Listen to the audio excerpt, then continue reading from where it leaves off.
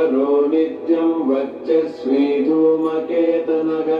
नीलस्तथाङ्गलुब्धश्च शोभनो निरवग्रहः स्वस्तिदः स्वस्तिभावश्च भागी भागकरो लघुः उत्सङ्गश्च महाङ्गश्च महागर्भपरायणः कृष्णवर्णः सुवर्णश्च इन्द्रियं सर्वदेहिनाम्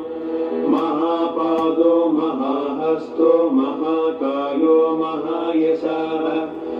महामूर्धा महामात्रो महानेत्रो निशालयः महान्तको महाकर्णो महाक्षश्च महाहनुः महानासो महाकम्बुर्महाग्रीवश्मशानभाक् महाभक्षा